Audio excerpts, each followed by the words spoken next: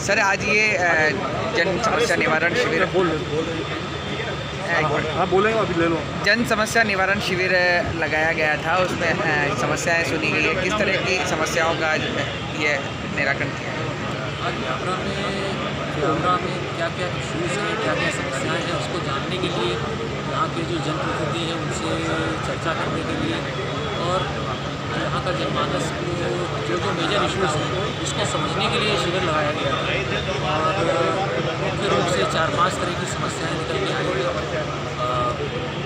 सबसे महत्वपूर्ण समस्या निकल के आई है डीजल की, फिर कुछ जगह स्ट्रीट लाइट्स की, कुछ जगह जो हमारा रोड जो है डीजल के लिए जहाँ पे रोड खोदा गया है उसकी साफ़ सफाई।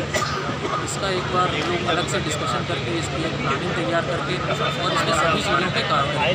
ट्रैफिक की भी एक समस्या निकल के आई है, तो इन सभी चीज़ों पे एक प्लानिंग करके इसका कार्य। सर शिविर हर बार आयोजित होता है, समस्याएं भी हर बार बताई जाती है, लेकिन देखने में आता है कि निराकरण काफ़ी लंबा समय निकल जाता है, समस्याएं वापस जैस की तैस रह जाती है।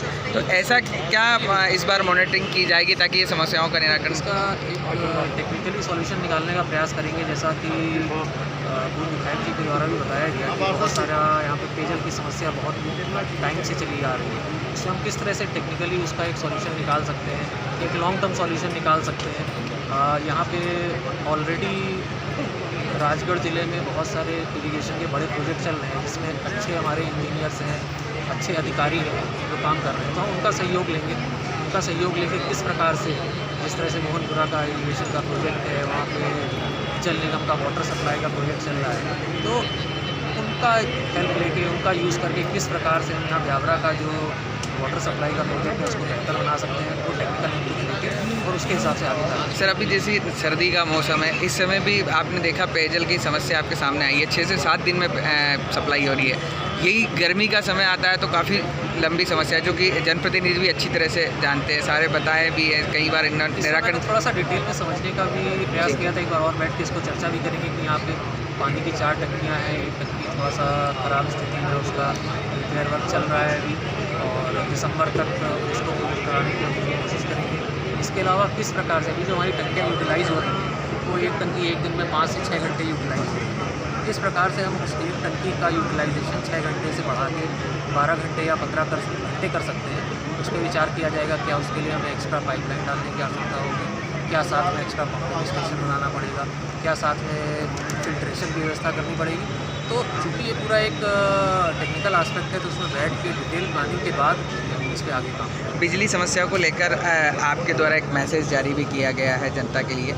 कई समस्याएं निकल के आ रही, कई क्षेत्र में आज आपने शिविर में भी देखा होगा। कहीं के लिए यही निकाला गया था कि जहाँ जहाँ स्ट्रीट लाइट की बहुत जगह समस्याएं हैं, एक जितनी भी नगर पालिकाएँ हैं सबका एक बजट का भी कंस्ट्रेंट रहता है, तो इसीलिए पहले सभी जगह से समस्याओं का एक सूची बना के और उसका एक प्रायोरिटी के हिसाब से प्लानिंग करके काम कराना पड़ेगा।